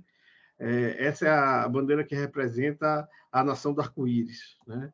Ou seja, a nação de todas as cores. A bandeira era outra e Mandela vem, assume o poder, propõe a mudança da bandeira e a partir daí a nação do arco-íris, que é uma nação baseada no convívio entre as cores, né? Diferente do que aquilo que alguns negros achavam quando ele foi eleito, que era a hora de se vingar dos brancos. Ele disse que não, porque uma hora eles vão tomar o poder e aí vamos sofrer uma nova vingança deles. E esse ciclo não vai se acabar. A gente tem que construir uma nação que seja para todos. E aqui a questão econômica, né? A África do Sul tem o Rand, né, que é o seu a sua moeda, está aí a imagem de cédulas e moedas, é uma moeda que efetivamente não é tão valorizada. A economia da África do Sul não justifica, se a gente for olhar o ranking, não justifica ela estar nesse grupo dos BRICS. Ela está lá mais do que 30, 35, 37, 37ª, 35ª, entre 35ª e 37ª economia do planeta, né? Mas, como o professor William muito bem explicou no início, o critério não é só o econômico, e sim a potencialidade de crescimento econômico. Né? Não é só a economia real, é a economia potencial também. Tá? Então, por conta disso, que a África do Sul passou a compor o quadro dos BRICS. Né? Quando o Goldman Sachs escreveu pela primeira vez, colocou pela primeira vez, era só BRIC. Né? Depois é que ele botou BRICS. Né? Depois teve uma outra publicação que ele tirou o S de África do Sul. Né? E aí já teve outras, como o professor também já falou, já a gente fala em BRIC+, porque já envolve outras tantas nações aí nesse conceito de que podem se aproximar dos países mais ricos. Bom, essa economia é baseada na extração mineral. Né? Alguns países ainda são assim, como o Chile, nosso vizinho aqui próximo. Né? Então, o que é que a África do Sul extrai do seu subsolo? Cromo, ilmenita, tem muitos aqui que eu não conheço, né? A platina, o rutilo, o manganês, o zircônio, a vermiculita, os diamantes, esse a gente conhece, eu já citei, o ouro e o petróleo que vem junto com o gás, certo? Então, esses aí são os elementos que que movimentam basicamente a economia sul-africana, tá? É um país que vive da extração mineral. O grande vetor da sua economia é a extração mineral, tá? A gente vai falar de outras questões que são importantes na economia, mas esse é o principal. O que que a África do Sul fez a partir, obviamente, do final do regime de controle britânico? Vocês viram que, quando eu falei da Índia, eu cravei no ano 1947. Aqui não dá para cravar, porque os britânicos aqui eles fizeram diferente. Lá na década de 1910, não me lembro exatamente que ano, mas 1913, eles disseram que a África do Sul estava livre, mas não estava de fato. Então tem uma data. Aí depois vai ter outra. Então isso aí, o processo aqui foi bem, não teve a violência, teve interna, né, controlando os negros na força a partir do apartheid, mas não teve aquela violência planejada de um exército sul-africano atacando as tropas britânicas. Isso foi um tanto diferente o processo, tá certo? Não é que tenha morrido menos gente, pelo contrário. Né, porque também teve muito choque lá dentro mesmo, foi diferente do processo indiano. Mas a partir do momento que eles tiveram o direito de se arrumar enquanto país, isso não é exatamente quando o Mandela vai livre e vai ser eleito presidente, tá certo? Isso já aconteceu um pouco antes, com os presidentes anteriores, quando ele ainda estava no cárcere, por conta desse dualismo que havia no país. Já tinha presidente eleito e ainda tinha presidente eleito que era submisso aos interesses ingleses. Então, o processo não é muito claro lá. Então, eles praticaram o liberalismo econômico, a redução de impostos, claro, porque ele precisa atrair investimento externo, abertura a privatizações, essa é uma outra questão, que ainda não foi fechada lá, né? Como não foi fechada aqui no Brasil, ainda tem algumas questões de privatização aqui. Recentemente a gente viu aqui a Relan, né? Que virou a Celem. Então, assim, a gente lá ainda existe esse processo das privatizações, mas infelizmente, quando a gente lê sobre o assunto, a gente vê que elas são tão mal feitas quanto foram no Brasil, quanto foram feitas na Rússia. Né? E a gente tem outros exemplos de privatizações muito bem feitas no mundo. Né? Mas esses exemplos que eu citei aqui, brasileiro, russo, o professor William vai falar e entende muito mais do que eu do assunto, e as sul-africanas, essas são exemplos de privatização que a gente não deve buscar. A reforma trabalhista também foi uma outra questão. Com o passar do tempo, eles tinham colocado muitas vantagens para o trabalhador, o que efetivamente afasta as empresas. Né? Socialmente, a gente gosta. A gente, como trabalhador, quer isso. Mas a gente sabe que isso, no longo prazo, para um país, pode ser bastante complicado, porque afasta os investimentos internacionais que são fundamentais para que a economia consiga disparar. Né? Os problemas que eles ainda enfrentam com relação à economia. uma grande parte de empresas que eles não conseguem privatizar. A Petro S.A., né, a Petrosa, não sei como seria a pronúncia, certo? É a empresa de petróleo do governo, uma das maiores do país, né? E junto com ela outras 128 empresas privadas que eles não conseguem efetivamente uma negociação interna para poder botar para o mercado, né, a um preço, a uma condição que o mercado queira adquirir. Então, o Estado sul-africano ainda é um Estado muito grande. E como todo Estado ineficiente, e a gente fala de todo, né? Porque você vai para os Estados Unidos, que ainda é a maior economia do mundo, né? Você vai ver que eles mesmos eles reconhecem que se ele aplica $1 através do setor público, o mesmo dólar aplicado através do setor privado rende mais para a população, para a sociedade, certo? Então, os estados como um todo, eles são ineficientes, né? E reconhecendo isso, eles precisam privatizar mais. Encontrar esse equilíbrio, o ponto ideal para privatizar tem sido complexo para eles. A questão do sindicalismo, né? O sindicalismo também está lá, e é uma outra questão que a gente sabe que socialmente é legal, né? Socialmente é interessante, mas que atrasa o crescimento das nações, né? Então, o sindicalismo está lá e tem atrapalhado o crescimento da nação. O populismo é uma outra questão, né? Que efetivamente os presidentes aí que sucederam Mandela não foram assim não tiveram muito sucesso, sempre buscando caminhos populistas, né, para agradar as populações, para tentar se estabelecer no poder, mas sem a verdadeira capacidade de gerir o país na direção do crescimento. E a corrupção, né? Um dos presidentes pós-Mandela, Jacob Zuma, está preso, né? Efetivamente, foram comprovadas várias questões lá de corrupção da parte dele. Ele está preso, é um negro também, foi presidente depois de Mandela, não sei se imediatamente após, mas foi depois, e está preso por conta de corrupção. Não é como alguns aqui na América do Sul, aqui no Brasil, tinha alguns, acho que já nem tem mais. Bom, o que é que eu quero falar com essa imagem aqui? A questão do desequilíbrio financeiro, né? Das distorções que existem na divisão de renda da África do Sul. Então, eu trago aqui alguns números para comparar, né? Eu trago o número do Brasil para a gente poder ter uma referência. Então, no Brasil, 10% da população, os 10% mais ricos da população, tem em seu poder 43% da economia. E a gente sai no dia a dia, a gente anda nas ruas do Brasil, a gente sabe que é uma concentração de renda muito grande, né? São milhões e milhões de pessoas em lugares que não estão nem prontos para a habitação humana, enquanto tem uns poucos que estão em lugares super bem cuidados, né? Só que quando a gente vai para a África do Sul, que é o nosso assunto, a gente vê que esse número é muito maior, né? Enquanto aqui 43% da economia está sob o poder de 10% da população, lá 71% da economia do país está sob o poder dos mesmos 10% da população. Então, a gente vê que a coisa lá, essa divisão de renda lá consegue ser pior do que a nossa, né? Imagine que situação que eles enfrentam. A questão da linha da pobreza, como eu já apresentei lá com relação à Índia, né? Está aqui. Um número absolutamente alarmante. Enquanto a Índia foi em 2019 para 5%, a África do Sul, em 2020, tinha 50% da população abaixo da linha da pobreza. O que é um reflexo claro disso aqui. 71% da economia com 10% da população. Ou seja, os muito, muito ricos. Certo?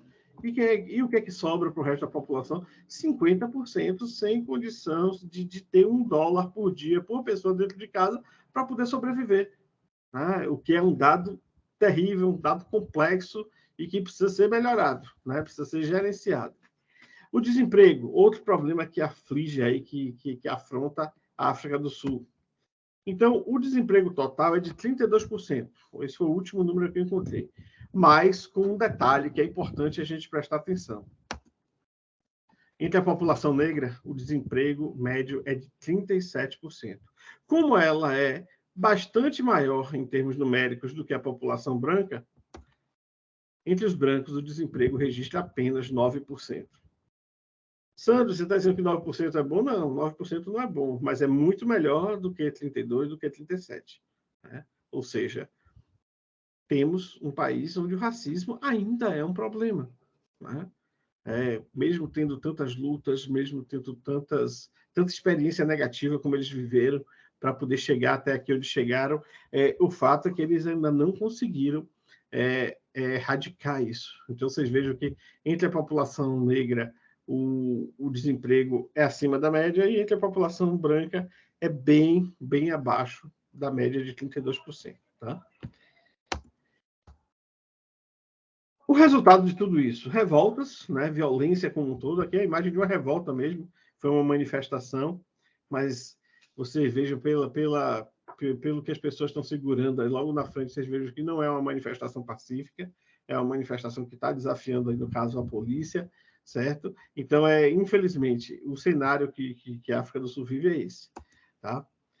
Com isso, ocorre a fuga do capital. O capital internacional vai investir em lugar com efervescência social? Não vai. Capital, principalmente capital especulativo, capital que vai chegar lá, e que também que não seja especulativo, que vai ficar 5, 10 anos lá, que vai conseguir fazer uma empresa, que vai gerar emprego, ele quer estabilidade. Ele não quer essa loucura. Então, ele não quer essa efervescência social, certo? Então, efetivamente, o capital vai embora. E o que é que isso gera? A miséria, né?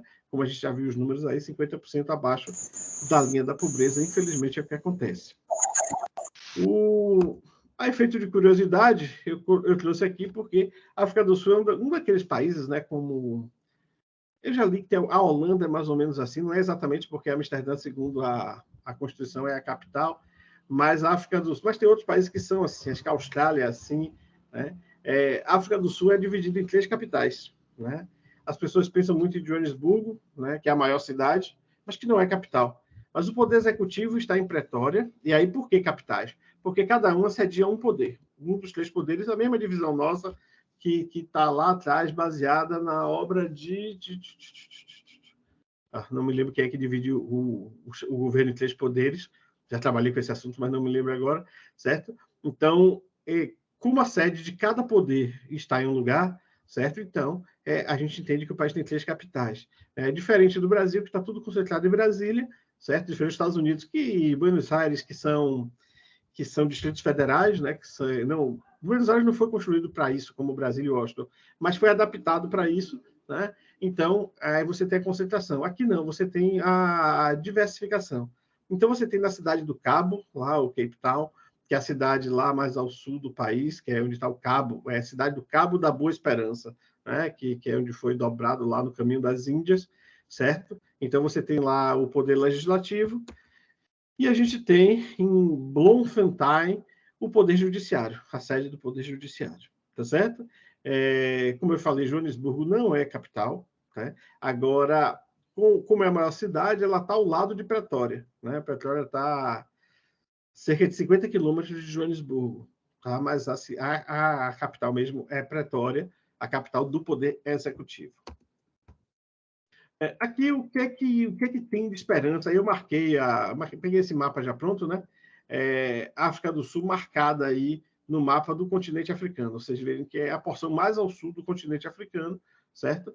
E essa localização geográfica, apesar de estar lá já perto do Polo Sul, ele está mais afastado ainda do que os outros 2 continentes, né? Que estão aí nessa posição parecida, mas efetivamente ele está em 2 oceanos, né? E a gente sabe que estar em 2 oceanos é sempre uma vantagem comercial, porque o comércio internacional é feito através dos oceanos. Então, ele está isolado lá embaixo, mas ele tem acesso a 2 oceanos, o que seria uma vantagem, né? Ele tem uma natureza extremamente pródiga. Quando a gente pensa em África do Sul, a gente pensa nesses animais selvagens, os 5 grandes, e outros tantos que existem lá. Aí a foto que eu puxei foi da girafa, mas podia ser elefante, podia ser rinoceronte, leões, que são os mais procurados, podia ser leopardo, podia ser um monte de animais que estão lá no continente, nas savanas africanas, que é a vegetação mais comum, certo? E o que é que esses animais garantem para o país? Garantem uma renda muito importante, que é o turismo, né? Então, o turismo representa uma renda muito importante para o país. Lembrando que lá o The Palace, famoso The Palace, que era tido, quando foi inaugurado, há muitos anos atrás, era conhecido como o primeiro hotel 6 estrelas, ainda se usava aquele conceito de estrelas para hotéis, era o primeiro 6 estrelas porque ele não cabia no conceito das 5 estrelas, ele ia muito além. Então, é um país que tem investimento em turismo e que tem um turismo muito forte, né? Mas é um turismo basicamente para ver animais. Como a gente está vendo na foto aí, é um safari, esse grupo aí está conseguindo observar uma manada de elefantes. Além disso, o país movimenta bastante serviços financeiros, né? Assim como a Índia também faz alguma coisa disso, a Índia, a parte de tecnologia, como a gente já falou, é muito importante, porque lá tem a questão dos telemarketings, certo? A África do Sul também se destaca na área de telemarketing, tá certo? Por quê? Porque os grandes bancos falam o quê? Falam inglês.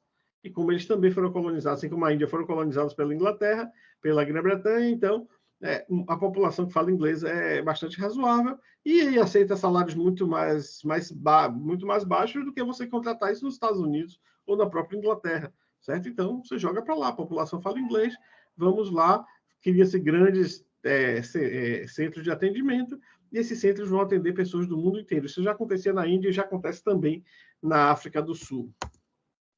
E, por fim, eu abri essa apresentação com os diamantes e fecho com os diamantes. Os diamantes não acabaram. Os diamantes são outra esperança de ver esse país retomar aí o ciclo de crescimento, retomar o ciclo positivo. Eu não conheço pessoalmente, mas por tudo que já li, por tudo que já vi, conheço algumas pessoas que já estiveram lá. É um país deslumbrante, é um país que tem muito o que apresentar, um país que se vendeu para o mundo aí com a Copa de 2010, se vendeu no bom sentido de se mostrar para o mundo, de acelerar o turismo e o investimento dentro do país, mas que efetivamente precisa de um pouco de seriedade na parte da gestão pública para que isso aconteça. E a palavra de saudação, Salbona, né, que significa eu te vejo, eu te respeito e eu te valorizo. E aí, novamente, o meu contato aí, o @SandroCMPinto, para quem quiser trocar esse contato aí através da rede social. Muito obrigado a todos por mais essa atenção. Certo, Sandro. Muito obrigado aí por sua contribuição. Realmente é um país que temos pouca ainda trabalhos em português. Você já fez recentemente essa participação aí muito interessante. Por exemplo, que a África do Sul, até pouco tempo atrás, poucos anos atrás, era o maior país da África de economia, né? Porque, infelizmente, começou muito bem a questão do diamante e foi sucedido pela Nigéria, que hoje também é a maior economia da África, mas também com questões de pobreza, questões de problemas internos, como guerrilhas extremistas. E a África do Sul ainda está indo num processo que o apartheid é de 90, então é um processo ainda muito longo ainda de integração de equipes mistas, que já teve uns trabalhos sobre isso, a questão de integrar essas pessoas. Por exemplo, quando acabou o apartheid, o Mandela foi o presidente, houve um processo chamado de comissão da verdade deles, que também foi justamente para integrar, para reconhecer os erros que foi feito, as atrocidades, colocar isso entre tanto atrocidades feitas pela guerrilha anti-apartheid, do CNA, como também do poder do Estado, justamente como integrar a população, reconhecer, aconteceu isso, e vamos ter satisfeito a partir de agora. Vamos tentar reduzir, mas também é um período longo, ou seja, para corrigir esses problemas. E realmente é um país que, além da savana, foi o primeiro país que teve um hotel de citrus que você comentou, além da atividade de turismo, tem outros potenciais enormes. Tecnologia também, por exemplo, a África do Sul também é muito forte em tecnologia, como NAPSE e outros da telecomunicações, que foi pioneiro assim, em muitas coisas do mundo. Então, muito obrigado por sua soma aí de tantos conhecimentos que temos e aprendemos com o senhor. Bom, dando continuidade à nossa sobre os BRICS, nossa atividade de hoje, iremos falar sobre a Rússia, que está em grande foco hoje, questão da guerra da Ucrânia. Então, vamos fazer aqui a...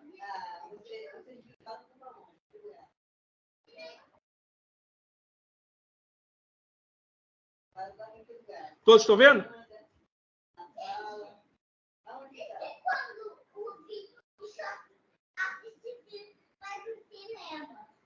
Sim. Certo. Okay, muito obrigado. Bom, a Rússia, geografia, é o maior país do mundo. Em 1990, era um país que tinha 290 milhões de pessoas, mas como houve a queda da União Soviética, houve segregação, houve separatismo de alguns países, como a Ucrânia, por exemplo, Moldávia, Geórgia, que viraram novos países com a sua soberania.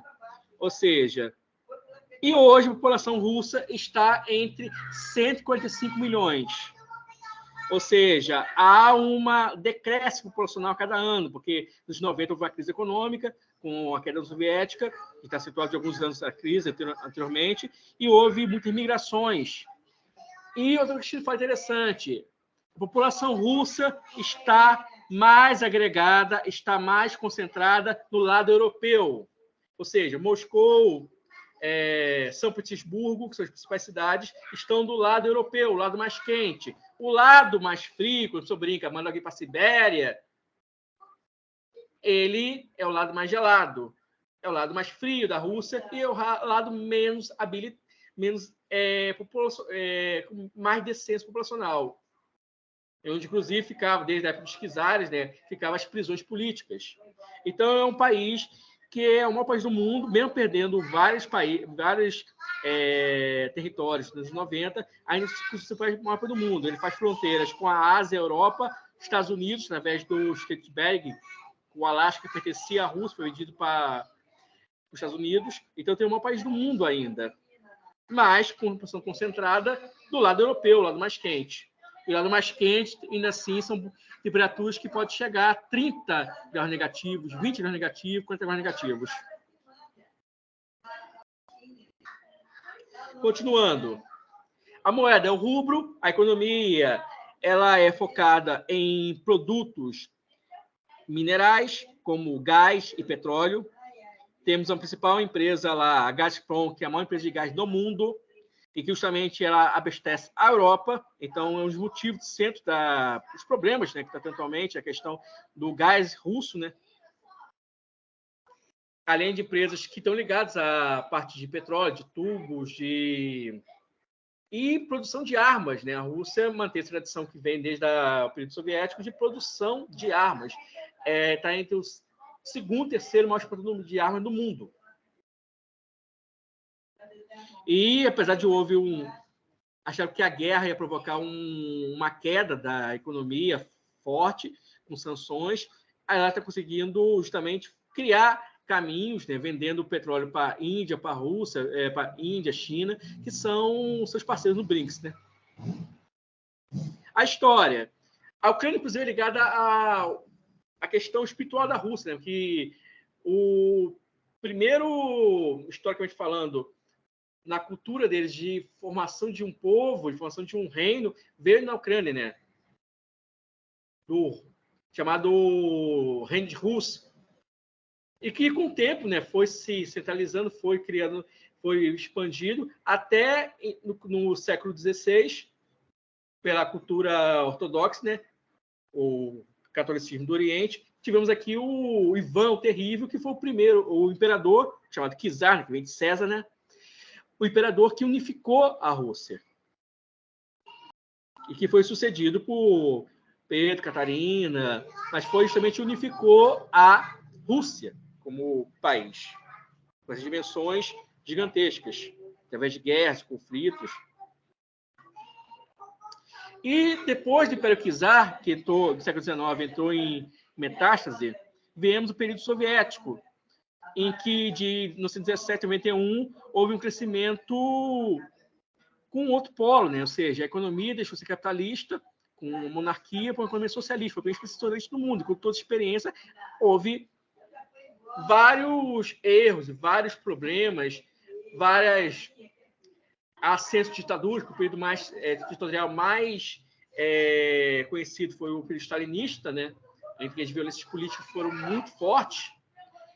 Mas foi um país que saiu de uma economia feudal, agrária, com pouca indústria, para um padrão de desenvolvimento, padrão de industrial, próximo de países europeus, e que alguns pontos, alguns setores extremamente evoluídos. Por exemplo, a questão da indústria espacial, a Rússia sempre fazia, a Rússia Soviética, no caso, sempre fazia o pioneirismo. Por exemplo, o primeiro homem que chegou no espaço foi Yuri Gagarin, russo. O primeiro satélite lançado, o Sputnik, foi russo. A primeira sonda que chegou fora da Terra foi russa, chegou em Vênus, que foi assim, fora do campo da Terra, né?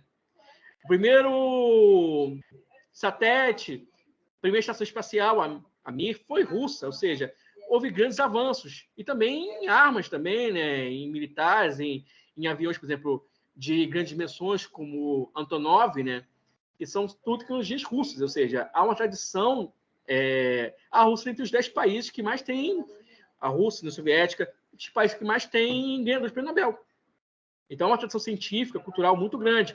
Entre os balés mais antigos do mundo, na cultural, temos o balé Bolshoi e o balé Kirov, que tem mais de 200 anos. Então, é uma tradição de escritores, de todos os tempos também. Dostoiévski, Solzhenitsyn, denunciando as violências do período soviético, por exemplo.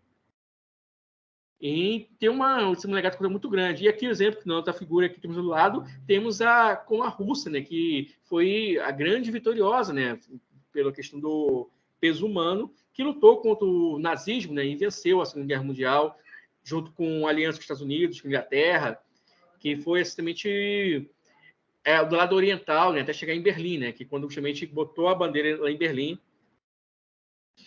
A União Soviética é considerada um modelo centralizado, ou seja, um modelo político que era um modelo socialista concentrado, ou seja, a economia tudo tinha uma decisão mais elevada. A China, ao contrário, observou isso, viu que não cometeu esses erros, teve que centralizar sua economia, inclusive a participação do setor privado, enquanto o modelo russo era um modelo todo soviético, no caso, todo estatal. Aqui um exemplo do Politburo, que era o Congresso soviético, onde administrações eram centralizadas, concentradas. E tudo que é muito concentrado gera problemas, né, na gestão, né? A gente estuda administração, flexibilidade, centralização, causa uma série de problemas. E a transição nessa economia centralizada, que tem problemas, que conseguia botar um homem no espaço, mas não conseguia problemas de produção, de qualidade, a questão de fornecimento decente, né? As pessoas tinham casa, mas tinham problema de gás. Então, ou seja, dos anos 70 em diante, começou um problema de economia centralizada e não conseguiam competir com os socialistas, sem contar capitalistas, sem contar também essa economia que tinha problemas de expandir, ou seja, havia problema de gestão de recursos, uma eficiência que não estava conseguindo acompanhar nem a evolução. Por exemplo, nos anos 70 começou a ver tecnológica, né? A Revolução 4.0. Então, já estava já com deficiência nesse sentido. A Rússia conseguia acompanhar a tecnologia. E aqui, quando houve a queda, né, a questão do separatismo, a questão da economia ruim, em 90, aí quando no final dos 80 começaram vários países socialistas da Europa começarem a mudar seu regime político, e nos anos 91, o grande Império Russo, né, já bem combalido, o Império Soviético, caiu. E aqui, ó, uma bem destacada, bem assim peculiar naquele momento, que é o McDonald's na Rússia em 1990. As filas para experimentar um produto capitalista que até então era repudiado.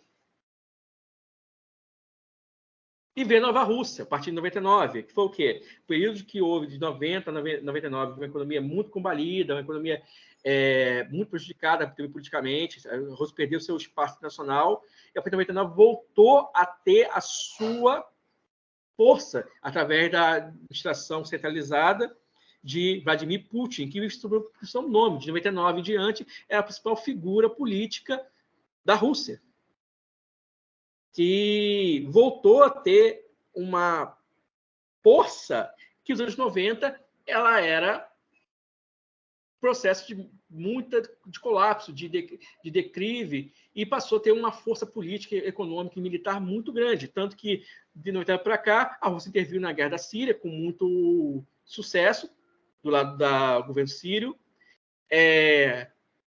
atacou a Geórgia e, de 2014, chegou a invadir parte da Ucrânia, que eram pró-russos, para manter governos e gestões ali próximas, no conflito, e de 2022 para cá invadiu a Ucrânia, justamente com a alegação, com o pretexto de evitar a expansão da OTAN na Ucrânia e desse conflito absurdo com se terminar de morte. A Rússia também fez a chamada cooperação de Xangai, que é justamente unir países que eram alguns centros de expressão anteriores, para justamente formar um bloco econômico forte e unido também com a China. Seria um bloco a mais de tratativas de melhoria. E o principal aqui, o BRICS, né? Novamente, desses 5 presidentes aqui, apenas Vladimir Putin e o presidente chinês, né, Xi Jinping, que continuam. Os outros presidentes tiveram rodízio de poder. Autoridades aqui na China, na Índia, primeiro-ministro, já saíram. Então, qual é o modelo que nós estamos vendo da administração chinesa? Aqui da Rússia, temos aqui as empresas. Ó. A Gazprom, em 2016, é a maior empresa de gás do mundo e a 53, assim, estava entre as 60 mais do mundo. Temos aqui a Rosneft, que também é estatal. A Sberbank, que é o maior banco do leste europeu. A Lukoil, também que é de petróleo, privada. E a Sultengaz, também que é gás, e a Transnet, que são tubos, são oleodutos. Ou seja, uma economia tirando a Sberbank, que é toda ligada à parte de petróleo, que é as maiores empresas do setor russo. Aqui temos aqui um de poder muito grande, né? Obviamente o estudo Getter Hofstede, uma versão de certeza mais ainda, porque que exemplo que o professor falou, que a economia da China, a economia que é da Índia, que foi a economia de plano quinquenais, então a ideia de um plano, um modelo soviético centralizado, um plano a longo prazo, era muito comum. Aqui temos uma visão coletivista muito forte, uma visão também masculina muito forte, uma visão de longo prazo muito forte e uma visão de misericórdia. Novamente, aqui temos uma visão coletiva, um nacionalismo muito forte na Rússia, uma visão da ideia de mir, ideia de comunidade, como tem uma ideia que vem de como comunidade como camponeses, uma visão de coletivo, uma ideia de você honrar sua comunidade, honrar o seu bairro, honrar o seu país, que é muito forte na Rússia, a ideia de mentalidade de mir, que é chamada. Mir, que vem de ideia de comunidade, ideia de uma comunidade ligada ao campesinato. Outra questão são os elos pessoais. Um período com a Rússia passou por governos de déspota, crises econômicas, crises de fome, então você acreditar no outro é muito importante. Você ter o seu grupo, a sua rede de apoio é essencial para você até se manter vivo em situações como essas, onde, às vezes, em períodos de crise de estatura, de prisões e massas, você sabe que sua esposa, seu filho, vai ter alguém para guardar sobre isso. Como tivemos alguns períodos de expurgos durante a história soviética, e até em momentos recentes. Então, elos pessoais é muito importante para a evolução da empresa. Você não tem visão de individualismo, que tem na visão norte-americana, mas uma visão de contato coletivo, uma visão de você acreditar no outro e estar se protegendo dentro das pessoas.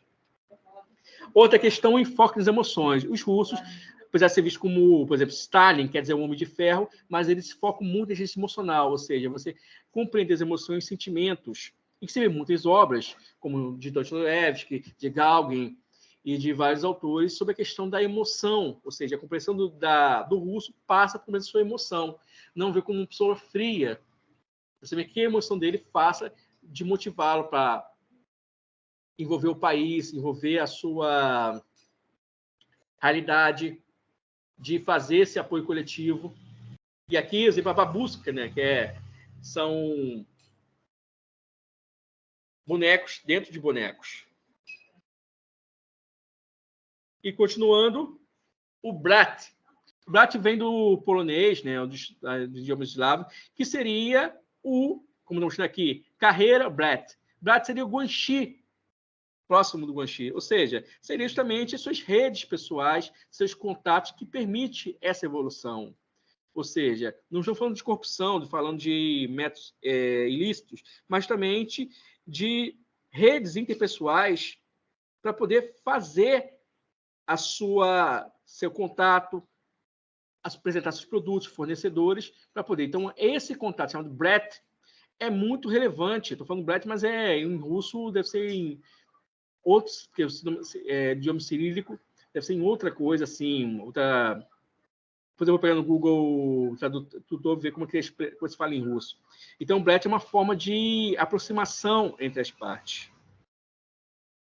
Então, e hoje a Rússia tem essa questão da guerra, mas acharam que a economia deles ia cair. Mas justamente todo mundo achou. E a Rússia, economicamente falando, é um dos poucos países do mundo que sua dívida pública está abaixo de 30%, enquanto os outros países, como o Brasil, a dívida pública está 80%, Estados Unidos está em 130%, o Japão está 200%, a China está 150%, a Rússia é um dos poucos países do mundo grandes, que tem arma atômica, que é economia desenvolvida, que não tem a dívida pública muito relevante, e que permite, inclusive, fazer uma série de políticas econômicas. Outra questão muito importante é chamada reordenamentos de gestões. Ou seja, eles pegaram o melhor modelo que tem, a melhor prática, e fazer engenharia reversa e adaptar. Você pega o trabalho de Lenin, que foi o líder revolucionário que produziu a Revolução Soviética em 1917, ele criticava o Taylorismo, o modelo de exploração do trabalho, mas quando ele assumiu a Rússia, que tinha uma produção industrial muito pífia, ele trouxe o Taylorismo e transformou em Taylorismo soviético. E temos aqui outro modelo também do Taylorismo soviético chamado o Stakhanovismo, que justamente foi o caso de um operário que produziu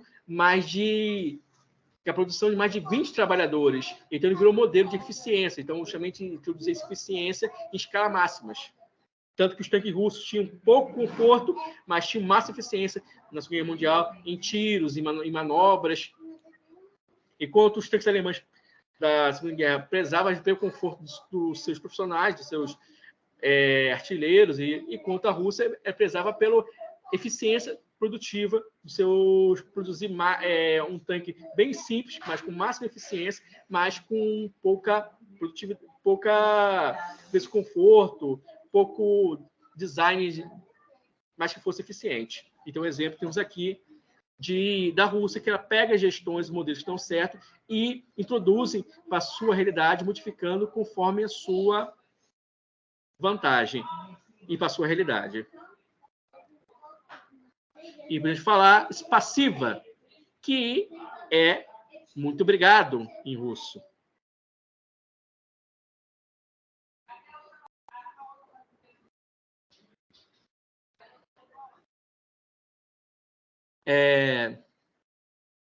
Bom, eu sei que tem mais um país aqui, mas eu vou me isentar de cortar esse país, que eu vou falar sobre a questão brasileira, porque a gente está um pouquinho adiantado da hora, né?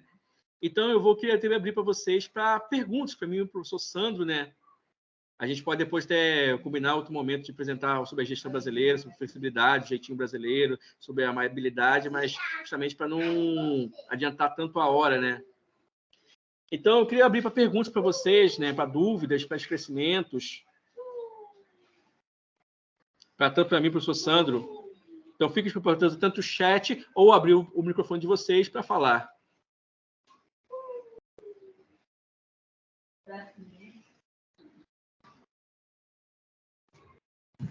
Alguém? Boa noite. Boa noite. Quem é o nome? O Alisson.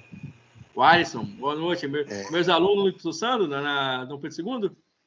Eu sou acadêmico da administração da Universidade Federal de Rondônia, a Uni. Ah, muito bem-vindo. Obrigado. Achei que fosse um nome. Pode falar, por gentileza. Imagina. Então, achei muito legal as apresentações, né? Sobre o BRICS, né? Que é uma alternativa, né? A economia, né? Dos países mais desenvolvidos. E eu queria saber qual desses países a gente tem mais parcerias comerciais, assim. E também uma dúvida que se a gente tivesse parcerias mais com os países desenvolvidos, a gente seria também um país de primeiro mundo ou não, né? Por questões históricas, geográficas, né? Então essa é a minha dúvida. Bom, só rapidinho, para não ter mais professor Sandro. O Brasil tem mais relações comerciais assim dos BRICS com a China. Principalmente, nosso maior parceiro comercial é a China. Desde 2009, para minha memória, a China ela superou os Estados Unidos em relações comerciais com o Brasil, que é a economia de países periféricos mais sinocêntrica, ou seja, está tendo mais... E quanto à questão de ter comércio com outros países, o Brasil tem relação comercial com a Europa toda, tem acordo do Mercosul, mas ele não tem assim, grandes entraves com outros países, os Estados Unidos também tem questões de tecnologia, por exemplo, na área militar, o Brasil sempre comprou materiais bélicos dos Estados Unidos, mas que militar não era possível, ou seja, podia vender materiais bélicos e os Estados Unidos não mandava tecnologia para ficar concentrado neles. Eu vi que, por exemplo, a última licitação que tivemos do caso brasileiro tivemos esse problema. Então, a questão não é um problema de comércio, porque a Índia, os países africanos, têm comércio com muitos países. A questão é a qualidade do nosso comércio, que a gente é um país exportador de commodities e não é um país industrializado. Ou seja, o que modifica, o que é um polo de mudança no país é ter uma indústria forte. Os Estados Unidos têm... o Texas, por exemplo, tem de petróleo. Muito. Se o Texas fosse um país, ia ser um dos maiores PIB do mundo. A Austrália tem uma produção de produtos naturais gigantesca, um carvão, por exemplo, que vende para a China. Então, o problema não é ter só ter commodities. O problema é ter uma parte expressiva do seu PIB de exportação na commodity. O Brasil tem isso. A gente exporta soja in natura e compra suco.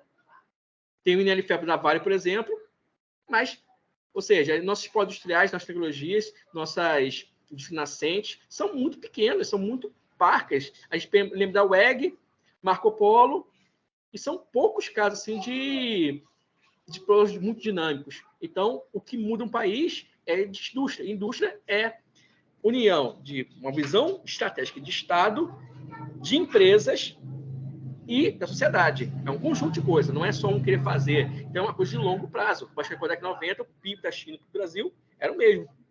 Só que chegou esse monstro e o Brasil ainda está pensando seu recurso como se vê a longo prazo. Isso está além de ideologias. É uma visão de longuíssimo prazo para onde quer chegar. O professor Sandro, o professor Marcos também quiser contribuir. Eu acho que você foi aí na questão fundamental, que é o Brasil continuar exportando produto in natura, né? Enquanto a gente for um exportador primário, a gente pode fazer negócio com Marte e a gente não vai sair de onde a gente está. Né? A gente precisa efetivamente transformar esse nosso produto. A gente tem uma chance agora, que o agro está muito forte, de já exportar esse agro beneficiado. É óbvio que quem vai comprar prefere in natura, mas na hora que a gente conseguir fazer um processo de qualificação do produto agropecuário, e como a gente conseguiu fazer com frango, que a gente exporta frango para o mundo quase todo, como a Colômbia fez com o café, né? Quando a gente conseguir rotular aí, né, criar marcas para os nossos produtos, aí a gente vai ter chance efetivamente de galgar um lugar melhor nesse panteão aí das economias globais. Mas acho que o cerne da questão já tinha sido respondido.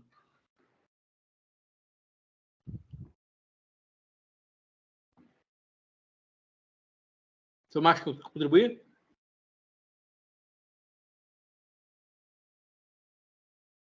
Seu Marcos, quer alguma contribuição? Não, obrigado, professor William. Como o Sandro colocou também, isso é importante, né? O país, o Brasil, ele precisa ter a indústria de beneficiamento. Lógico que o nosso país tem uma formação vinda dos portugueses e a carga tributária impede, talvez, que essa indústria de beneficiamento nos torne um país e nos coloque em uma posição global melhor do que nós estamos hoje, mas, de fato, precisa realmente essas mudanças estruturais, né? Como a própria Índia, o professor Sandro colocou muito bem, as pessoas estão preparadas para vinda de capital estrangeiro para aquele local, né? O Brasil precisava passar por isso, educação de base, transformação nas escolas técnicas, para que a gente possa ter uma nova geração mais capaz para se colocar em desafios melhores, né? Então, você consegue também aumentar a capacidade técnica e profissional dos nossos alunos, da nossa população de modo geral, e aí sim o país tem uma transformação financeira, cultural de primeiro mundo. Tá? Mas obrigado aí, professor Sandro, obrigado, professor William. Professor Marcos, que escreveu nosso livro sobre o Uruguai, nessa parte de desenvolvimento. É um grande especialista na área de impressão condominal e impressão sustentável. Então, quem quiser contato dele é muito relevante nessa área. A parte de gestão de condomínios e a parte também de gestão de sustentabilidade. Tem trabalhos relevantes e destacados nessa área. Por gentileza, pessoal, mais alguma pergunta, alguma colocação, contribuição? Eu só quero agradecer as colocações e dizer realmente, né, que a questão interna do Brasil, né, é o grande óbice, né, desse desenvolvimento, né? Parcerias comerciais, exportações é só uma ponta do iceberg, né? Então a questão é mais interna mesmo da gente, né? Como a gente lida. E eu vi, né, uma reportagem recente que o Brasil ele está envelhecendo antes de ficar rico, né? Então até a questão mesmo da mão de obra, né, do brasileiro, né, ela está envelhecendo. Então, são os desafios, né, que a gente está enfrentando, além da questão histórica, geográfica. Então, é bem interessante esse assunto do BRICS, né, esse envolvimento dos países. Muito obrigado, viu? Boa Nós noite. agradecemos. Alguma outra colocação? Pode escrever no chat ou falar aqui.